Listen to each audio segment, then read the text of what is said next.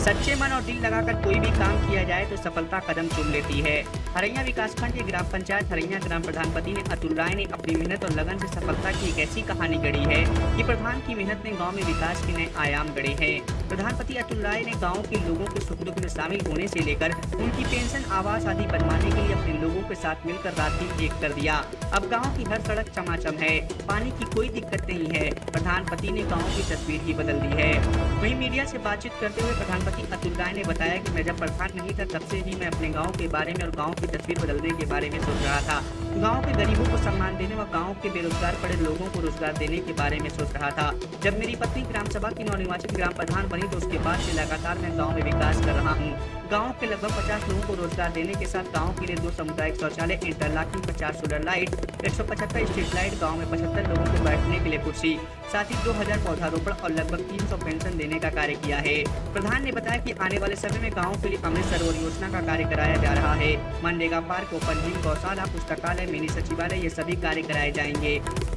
मैं अतुल राय ग्राम सभा हरैया का रहने वाला हूँ और हमारी पत्नी यहाँ से ग्राम प्रधान है।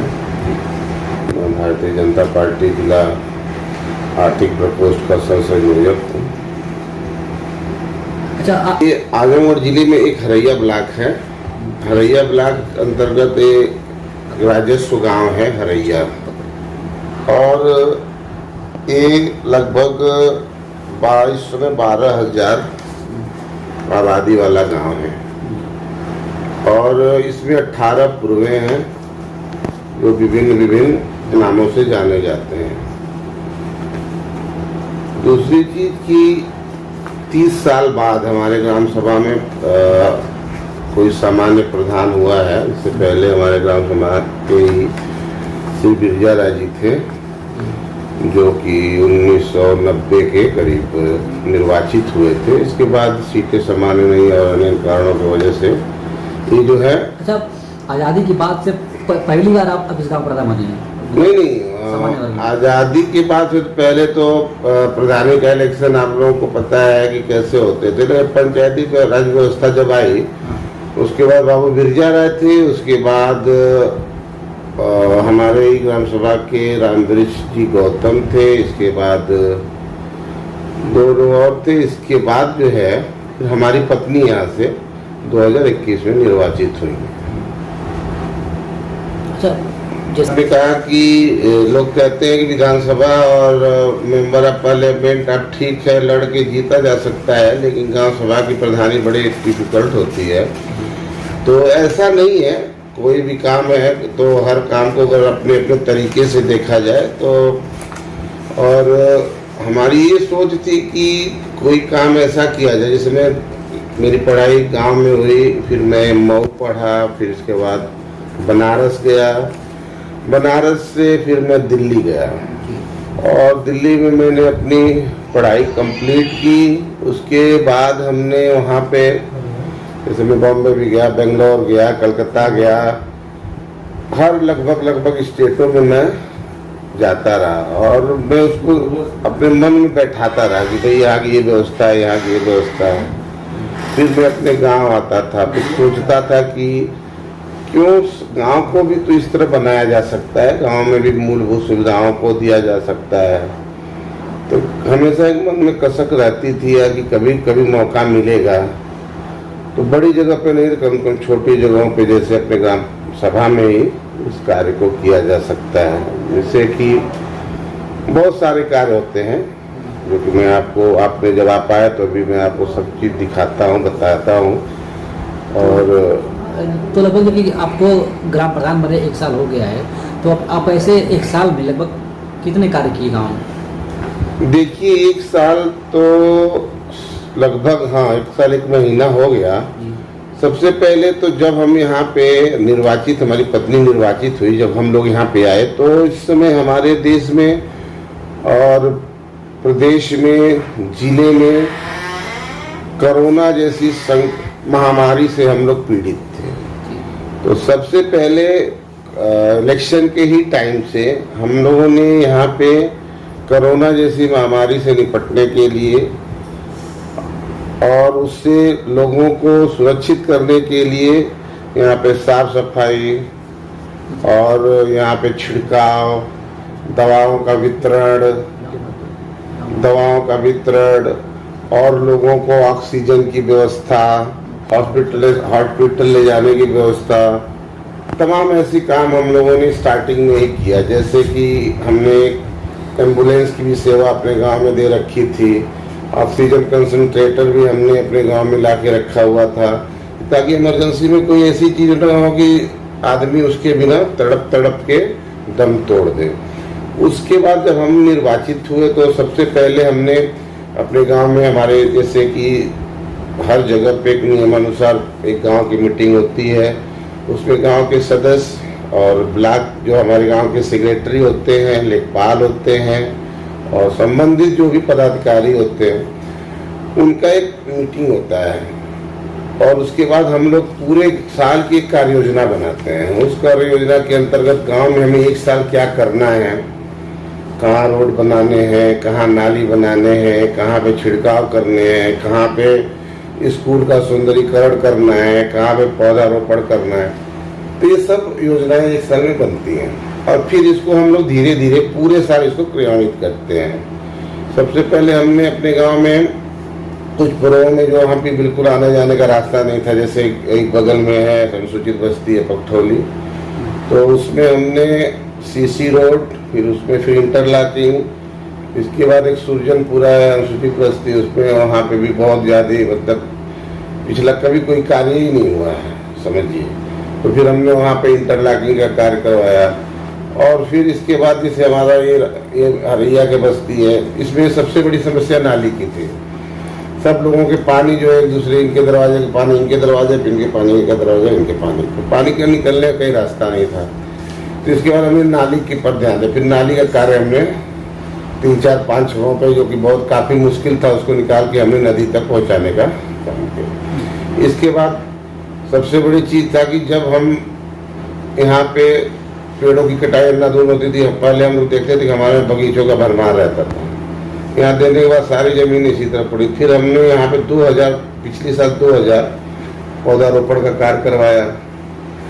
लाइट की जो व्यवस्था थी वो भी बिल्कुल एकदम डमाडोल की स्थिति में थी, तो हमने लगभग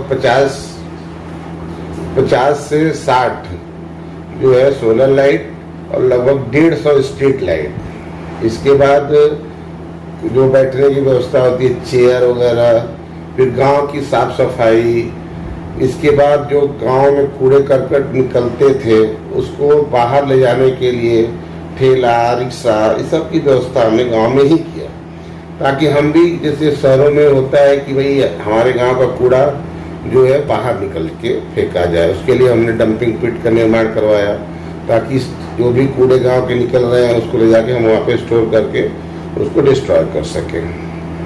अच्छा, जब आप जो है अपने कॉलेज के समय में पढ़ाई लिखाई कर रहे थे, तो उसी समय आपको ये अनुभव हुआ, सीख हुआ कि आप अपने गांव में सब विकास करेंगे? अनुभव तो तब हुआ कि जब मैं दिल्ली पहुंचा, और दिल्ली पहुंचने के बाद जब वहाँ के आसपास के गाँव को में जब आने जाने का मौका मिला, तो अब तो गांव का शहरी परिवेश बदल चुके थे, लेकिन गाँव ही कहलाते थे।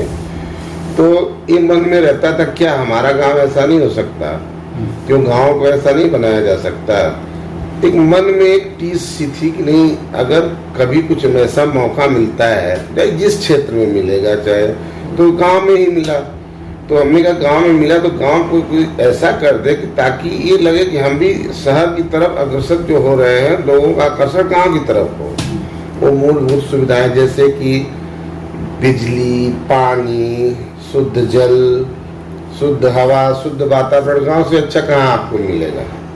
तो जैसे अभी देखिए, आपको स्वच्छ पेयजल के अंतर्गत हमारे गांव सभा में एक पानी की टंकी का निर्माण जो किया जा रहा है, मिनी सचिवालय का निर्माण किया जा रहा है, मनरेगा पार्क का निर्माण किया जा रहा है, ओपन जिम का कार्य है, गौशालाएं हैं, 2 सामुदायिक शौचालय हैं, खेल मैदान का निर्माण किया जा रहा है, और भी सारे रोड नाले जो हैं ये सब नए तरीके से बन रहे हैं। अच्छा, जो कि गांव का पूरा आप जो कि एक शहर की तरफ बना रहे हैं। शहर शहर और गांव मतलब नाम है शहर गांव, उसको डिवाइड नहीं मैं कर सकता हूँ, लेकिन मैं इतना मेरी सोच है कि अपने गांव को एक स्वच्छ सुंदर और एक आदर्श गांव बनाना मेरी प्राथमिकताएं हैं।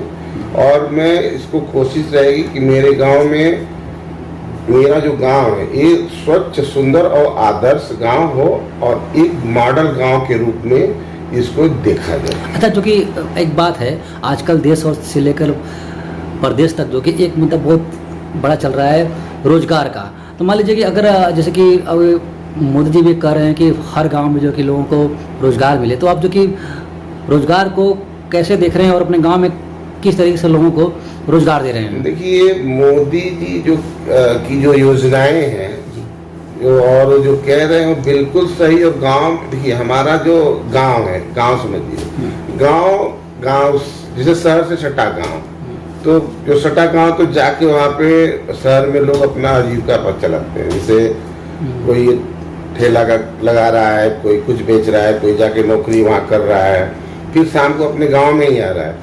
और जो बिल्कुल गांव है उसको कैसे रोजगार मिला है, मैं आपको 2 मिनट में इसको अभी तुरंत बता रहा हूँ। जैसे हमारा 30 समूह है, एक समूह में 10 महिलाएं हैं, तो लगभग 30 समूह हैं, तो 30 महिलाएं, 300 महिलाएं होंगी।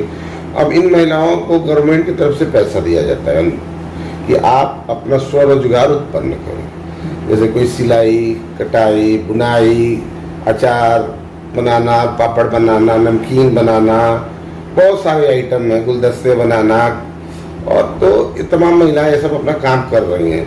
लेकिन अवेयरनेस यानी जागरूकता की कमी के कारण ये काम नहीं हो पाते थे। अब मोदी जी वहाँ से उन्होंने अनेक प्रकार की योजनाएं चला के लोगों को जागरूक किया।